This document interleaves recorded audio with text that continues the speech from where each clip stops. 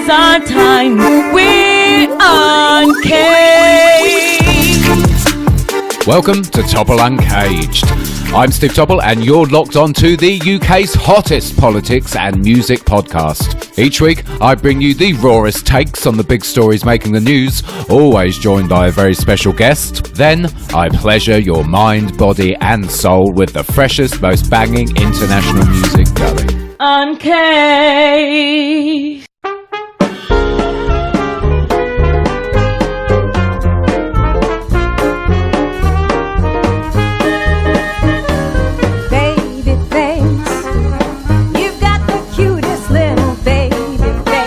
What's up everyone, I am Steve Topple. It is Sunday the 12th of May and that can only mean one thing. It's this week's edition of Topple Uncaged. Yes, it's a boy! Megan pushed out a sprog this week. Our subservient, snivelling, forelock-tugging press went into meltdown. Wall-to-wall coverage ensued of the royal birth, and there was a general rising of positive feeling towards the royal family. It nearly made me sick. However, with this obsession with Archie, are they taking the piss?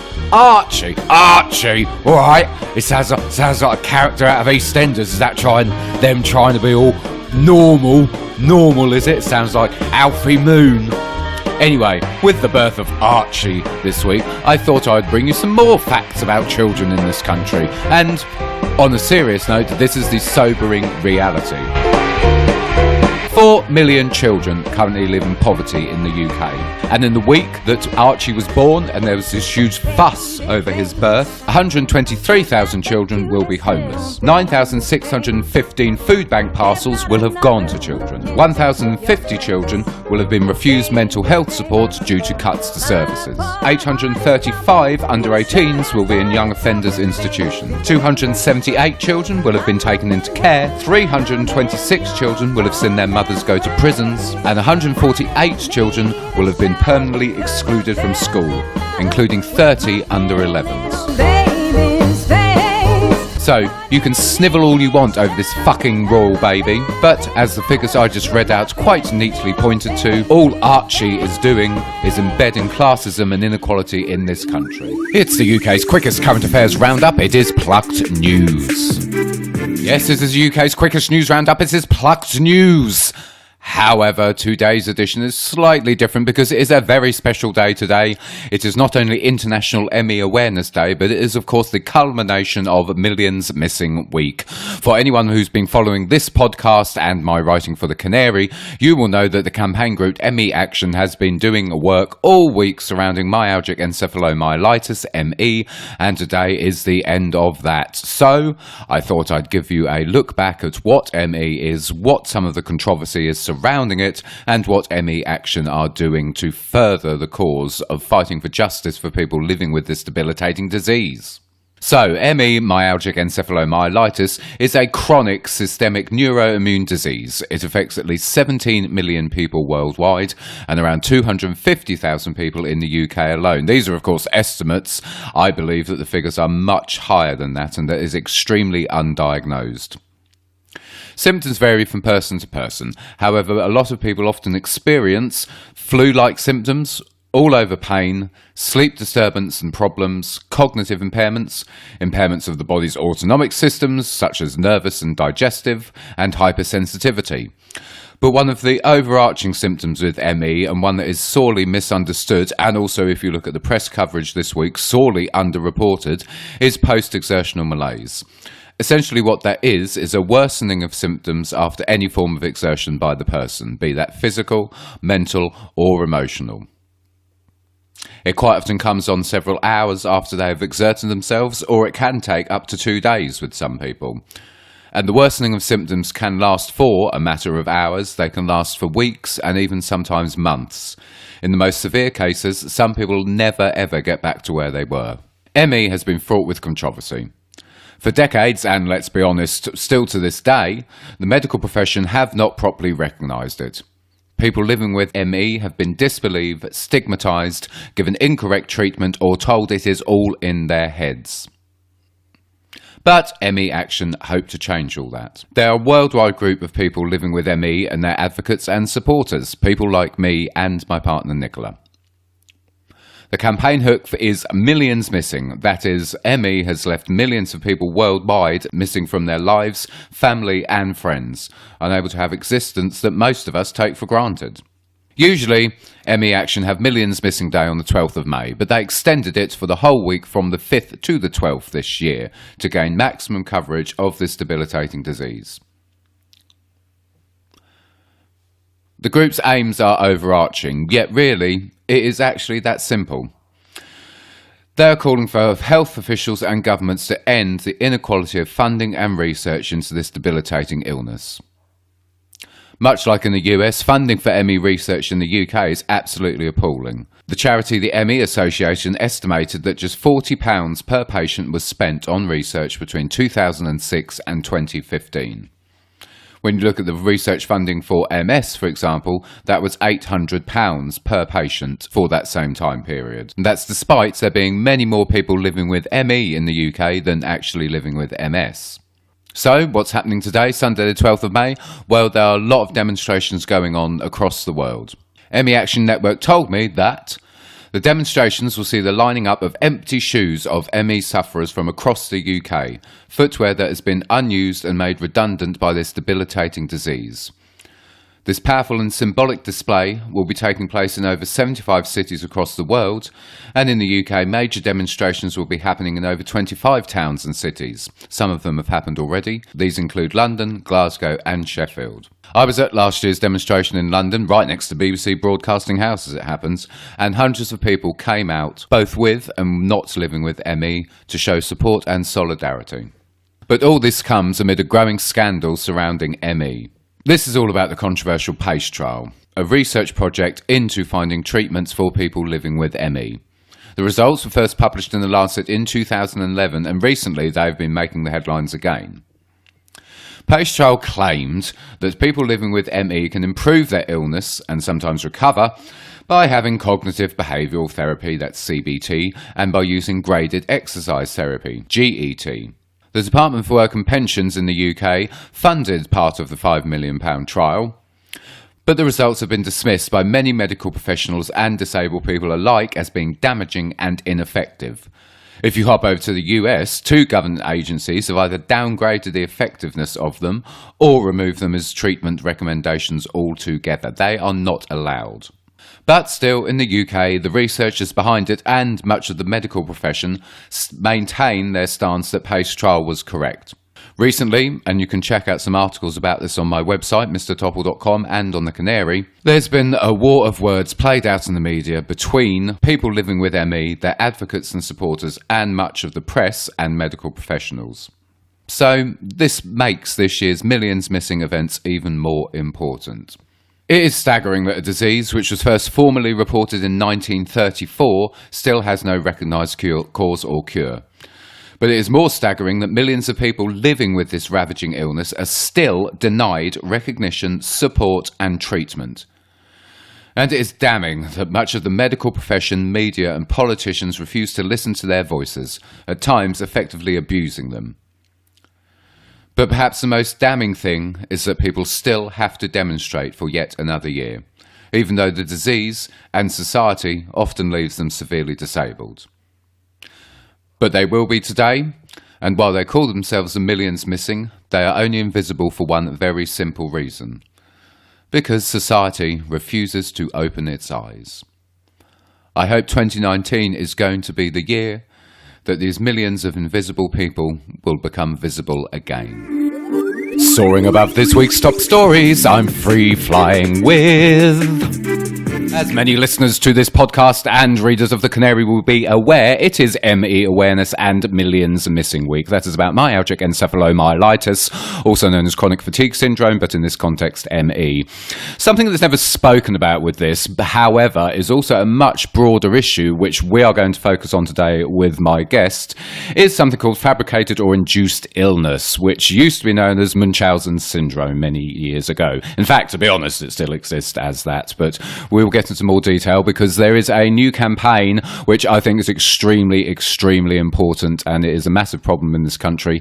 However, this campaign aims to redress that balance slightly and also raise much needed awareness of this issue of fabricated induced illness. And that campaign is aptly called Fiightback, with the fight being 2 eyes. And here to talk more about this is the fabulous Louise. Louise, thank you so much for coming on the podcast. It was very short notice because I literally just found out about your campaign this week and I was like, I need to get them on because it's so important. So thank you for doing this very quickly. You are more than welcome. It's a pleasure to have you here. So, for all the listeners at home, if they haven't heard of Fiightback, tell me, what is it about? What is the aim of your campaign? Okay, so Fiightback is a group who are helping to support families across the UK who've been accused of FII. Now, FII stands for fabricated or induced illness, which is the new term for Munchausen syndrome by proxy. And what we're seeing is, unfortunately, across the UK, there's been an absolute wave of false allegations against families, particularly families who are quite vulnerable, with children with special educational needs or long-term disabilities or health conditions. We have about 600 families that we're currently supporting. And already? Yes, we have 600 families. So Fiightback was founded 6 years ago, and we currently have 600 families that we're supporting. Now, for something which is supposed to be an incredibly rare form of child abuse, to have 600 families is highly alarming. And indeed, since our feature on BBC Radio 5 Live a few days ago, we've had 26 families come in just in the past 4 days, which shows the rate that this is actually happening across the UK to these families. And our surveys, in fact, show that we've cleared 72% of our surveyed cohorts. So it simply shows that if that sort of level of accusations are false, this is truly extremely alarming. I mean, those figures, I didn't realise it was that many.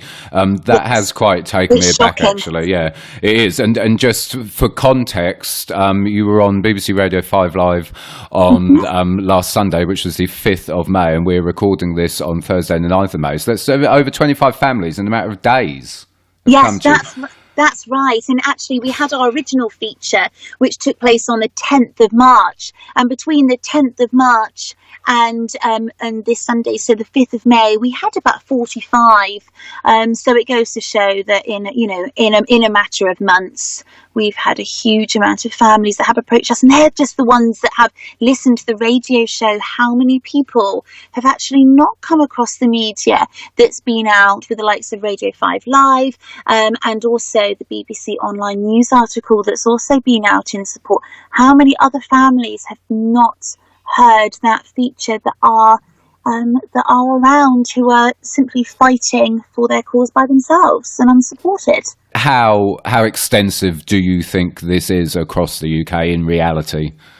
Yep, it's widespread across the whole of the UK, and unfortunately, we are seeing certain hotspots, such as Gloucestershire and also Hampshire. To put it into context, in the 1980s, when we had the Cleveland child abuse scandal that saw 121 families accused, and obviously the majority of those were subsequently cleared, there was 121 families. We have 600. So we have a previous historic national child abuse scandal where parents were cleared, affecting 121 families, and in one support group we have 600 families, which I think is the reason why press has simply just exploded for us in the past few days with requests. So we're delighted to be on air with you today. No, absolutely, and as I said in the introduction, it needs its awareness raising. I mean, as I said at the beginning, it's ME Awareness Week and Millions Missing Week. I mean, for context, my understanding of it is that quite often, if the parent themselves has a chronic illness or a disability, and their child is symptomatic of that as well, quite often that's when FII is accused of that they're essentially pushing their illness and their symptoms onto their child. And I imagine it's quite common, especially within the ME community. I mean, how many cases have you come across where ME is involved in this, and are there national figures for ME?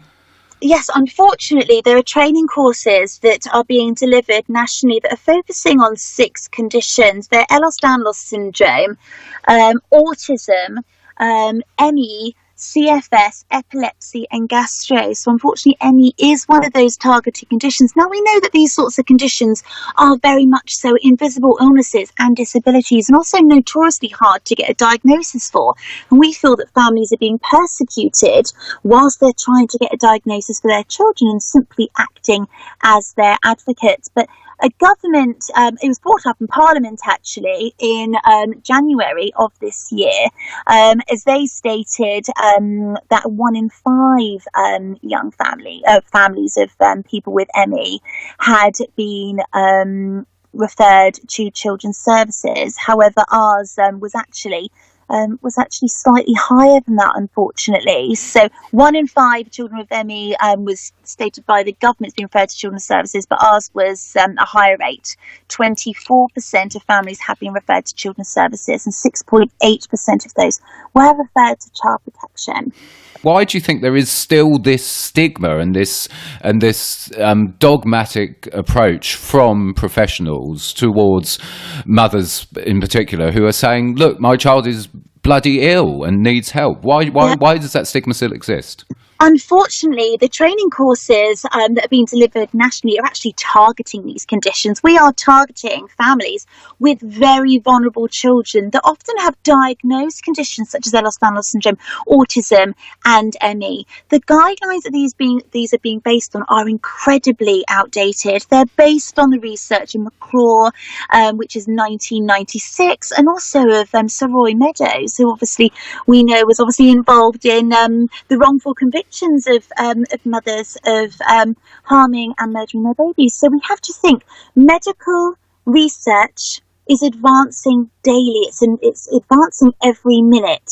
Yet these guidelines that are causing families to be falsely accused have not been updated and are using such outdated research, which is why we believe that this is happening. There needs to be change. A 72% rate of false accusations is simply unacceptable, and it shows that the guidelines that are in place are simply not working, which is why we have support from 16 charities, MPs, child protection experts. We have people coming forward and actually whistleblowing from various professions, and also some of actually internationally acclaimed consultants are also supporting us in our call for a cross-party inquiry to look at what is happening, because unfortunately we're being met with a wall of silence. We have directors of children's services have actually did a statement to the BBC stating that they did not recognise a rise in FII accusations,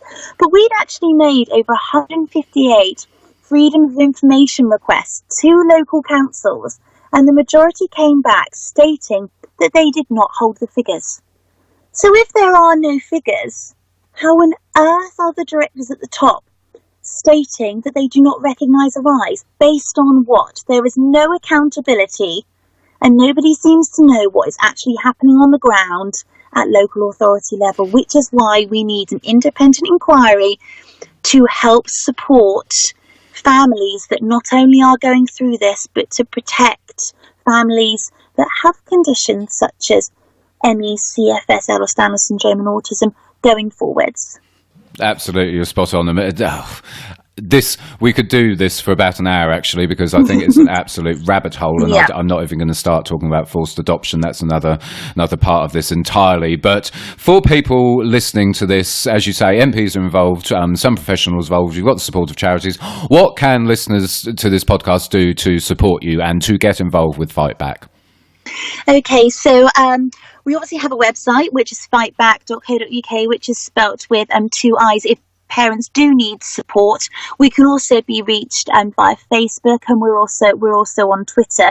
The main thing we would say at this point in time is share the articles. When you see articles out, when you see recordings of us on the radio, share them, raise awareness. If you do have a child that has any of these conditions, there are fantastic things, particularly with Ehlers-Danlos syndrome, such as the EDS NHS toolkit.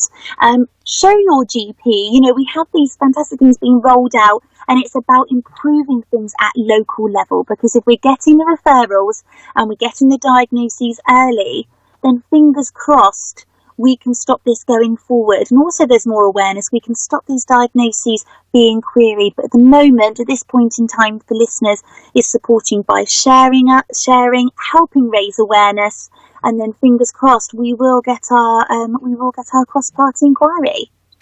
Fingers crossed indeed. Louise, thank you ever so much. That was absolutely brilliant and a very pertinent summing up of the situation, because it is, I dread to think how widespread it really is. And this will be something I will be following up in the future, absolutely. But Louise, for the minute from Fiightback, thank you ever so much for coming on the podcast. It's a pleasure to speak to you. You too. Thank you. Time for you guys to be uncaged, because Twitter chirps back. Yes, this is this part of the show where I give Twitter the chance to have its say, air its dirty laundry, and comment on all things political and news related. It is Twitter chirps back. Who needs question time when you've got Mr. Topple letting you air your views? As always, I put out a tweet on Thursday evening, and the responses have been coming in thick and fast. Let me just scan down my phone. What have I got?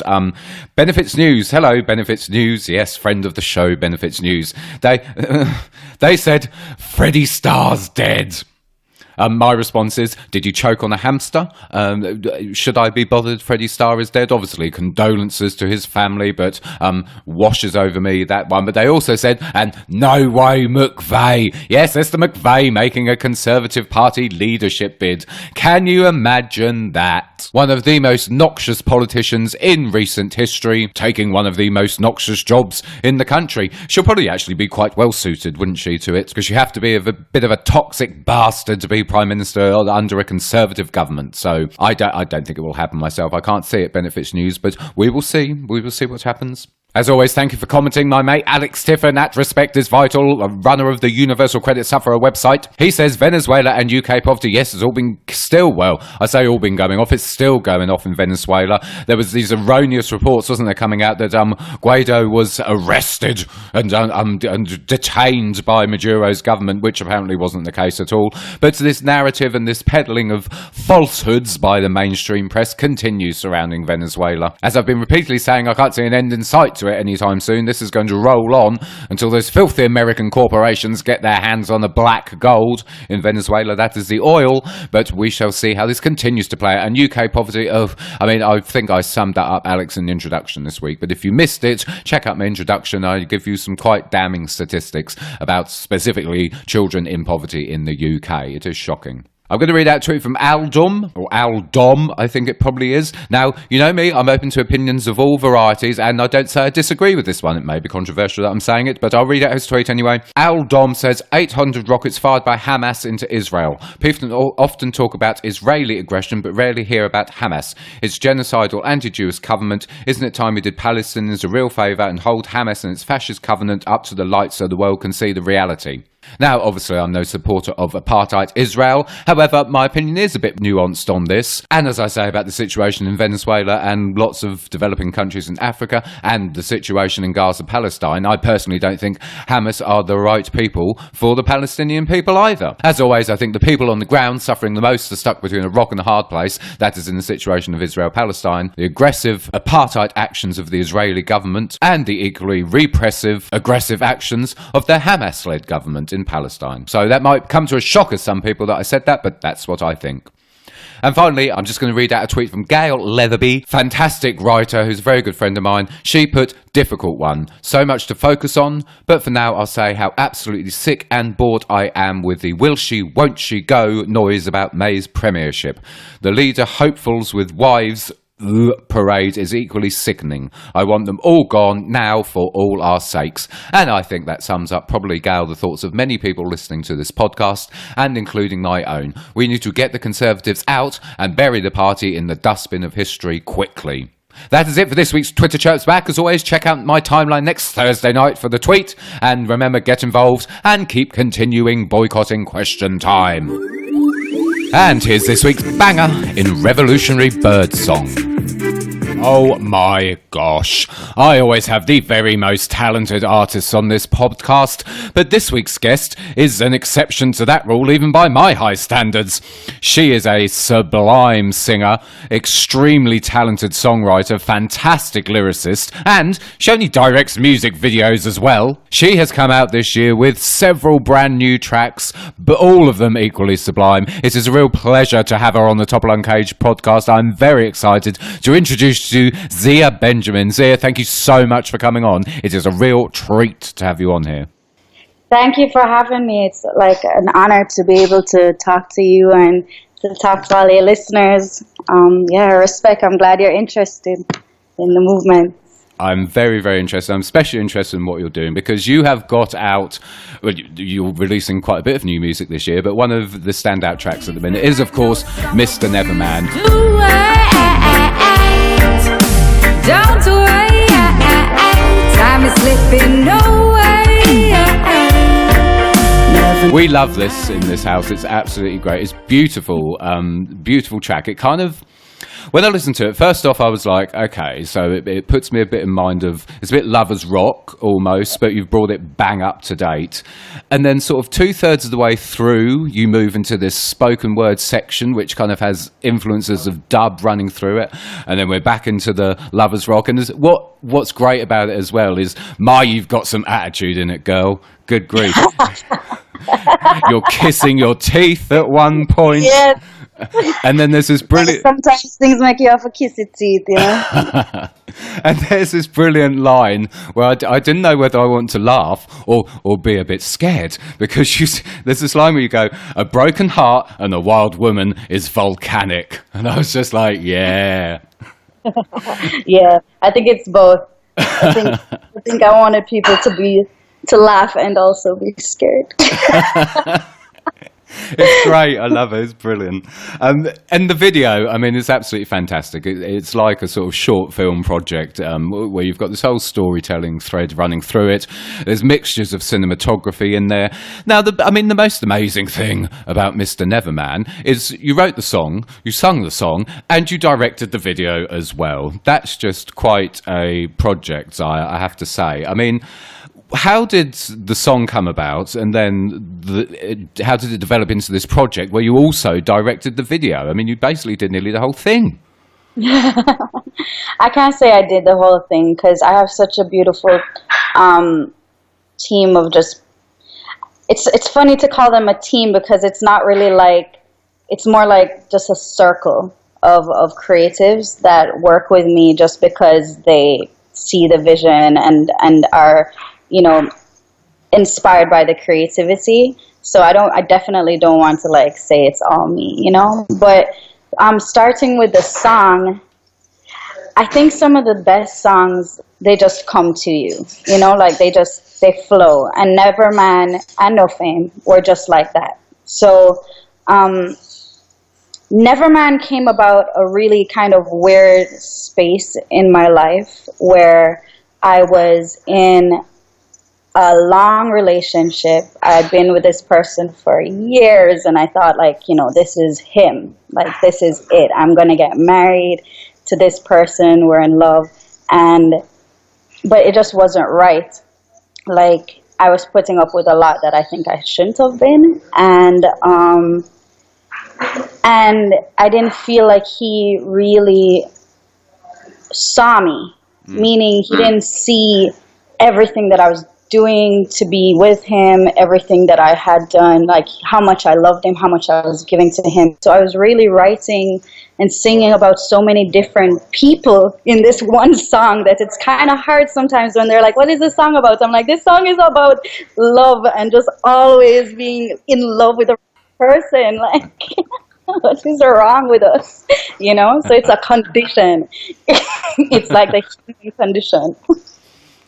Yeah. What I also love, Zia, is artists that I can't quite put my finger on, you know? And you are one of these people because you... Listening to you sing, I'll tell you what it puts me in mind of. I was thinking this before we started speaking. It takes me right back to my childhood because I grew up in a house that was heavily... Jazz music was always playing, and you kind of take me back to sort of Billie Holiday, Sarah Vaughan, those kind of classic jazz singers in the way you interpret the lyrics and your vocal delivery. There's also sort of soul elements to the music values and production of your tracks, but then of course there's a heavy reggae influence, and you bring this all together. Like I say, this wonderful jazzy vocal, the sort of soul sensibilities, and then with this underlying reggae feel. I mean, it's very eclectic what you do, and I'm fascinated to know, where did this come from? Is it just sort of a mishmash of your own personal music tastes? Did you grow up in a household where music was diverse? Where's this eclecticism come from in you? It comes from an entire lifetime of using music as a sanctuary. So I did grow up in a household with very wide and diverse tastes in music. So my mom was an avid listener of reggae. She actually moved to Jamaica inspired by reggae. Right. And she used to play, you know, like Black Uhuru. She used to play Peter Tosh, Bob Marley, obviously, Diana King, all of that, you know. And so that was a big part of my life growing up. But also my dad now used to play like a lot of Sade, Enya, Pavarotti. Oh, wow. Yeah. So I got so just listening to that already, like it's like Chakadimos and Pliers and Pavarotti, like those are complete different spectrums of music, and that's what I grew up listening to all the time. And I was obsessed just by myself with like Michael Jackson and Madonna and you know, Sade, yeah, like definitely Sade for sure. So I was always very introverted. I think I was an introvert who really tried to be extroverted. So nobody that knows me will ever think I'm introverted, but that's my nature. And so music was always my way of like kind of creating like a world that made me feel comfortable, and like gave me like almost, yes, it was just like its own world, and I became a character in that music world. And all of these different singers became like little parts of the mosaic that was me, you know, and movies too, you know, like Angelina Jolie in different movies, or I'd pick like Jessica Rabbit from Who Killed Roger Rabbit, like just women that I thought were awesome. I would take like little parts of them, and I definitely created this mosaic and this person. And Zia, to me, like I talk about her in the third person, and people always make fun of me, but she is a creation, really, of just these different influences. The reason that you hear jazz a lot in it, it's actually so random, but definitely Jessica Rabbit. Roger Rabbit. So, yeah, so not Billie Holiday or Sarah Vaughan, Jessica Rabbit. It's funny because when people compare me to like Billie Holiday and like Amy, it was Jessica Rabbit, and I just thought she was so cool and so like misunderstood and so dope, you know. And then from her, I went down the rabbit hole and found like Nancy Sinatra, and I found all of that. To finish this up, so we've got Mr. Neverman is out, Rudy's been out. You're doing something with Kumar, aren't you? My friend, yes. friend of the podcast, Kumar. You're doing something with him. Yes, we have a really nice song in the works. It's just Kumar has been on tour, turned big celebrities, so we need to finish it.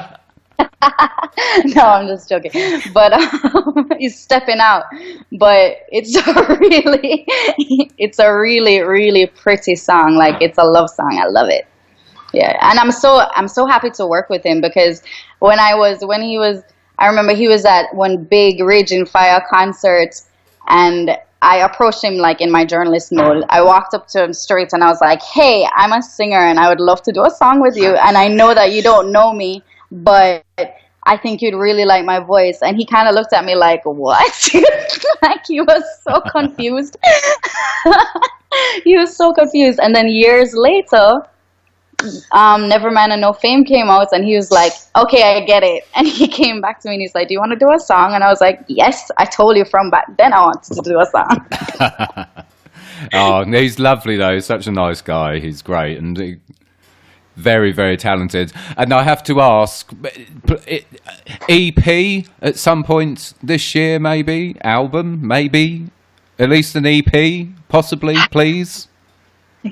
Definitely an EP. Hey. I don't do an album yet. I feel like an album for me, like I'm a Virgo and I'm an overthinker, and like I feel like my album has to be like something different. Like it has to be some real special. I can't curse and I curse like a sailor, but you know what I mean. It has to be something dope. But the EP, I have enough for like 3 albums, to be honest. The EP is going to be coming. I think I actually have a name for it already. I think it's going to be called Love in a Plastic Cup. Oh, wow. Excellent. Love in a Plastic Cup. Yeah. Well, Zia Benjamin, would you please come back on the podcast when your EP drops and we will discuss that more? Absolutely. Definitely. It has been an absolute pleasure to talk to you. I've really, really enjoyed it. And you're absolutely... if I'd have known you were a journalist before I did this, it probably would have put me more on edge, actually, because I would have been like, oh, God, I've got to do this all properly now. No. Come on, man. I'm chill. I just like to talk to things and allow people to talk to things. Of course, but you are exquisitely talented, as I said. Your voice is divine, your lyricism is out of this world. Musically, you're brilliant, and the video to Mr. Neverman is just gorgeous as well. But moreover, you're absolutely fabulous. It's a real treat to speak to you. Zia Benjamin, for the moment, thank you so much for coming on the podcast. Thank you. Thank you for having me and for allowing me to, be my mad self and talk the things to you and cause up trouble. Mad is great. For the minute, thank you. Thank you. Big up everybody. Bless. Wow. Zia Benjamin, she is amazing. What a fantastic artist and, to be honest, thinker as well. Absolutely fascinating insights from her, and she will have to come back on the Topple Uncaged podcast. But for the minute, here is her latest track, the one that we discussed at the start of the episode. It is absolutely fantastic. I hope you enjoy this. It is Mr. Neverman. Here's Zia Benjamin with Mr. Neverman.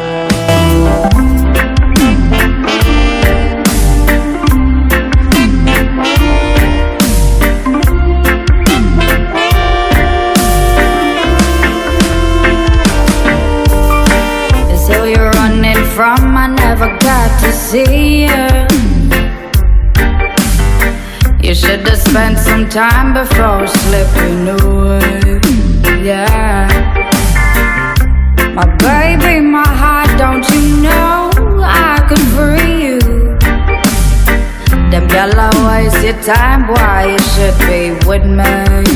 Yeah, come on, let me drive you crazy. Let me make it hard to leave.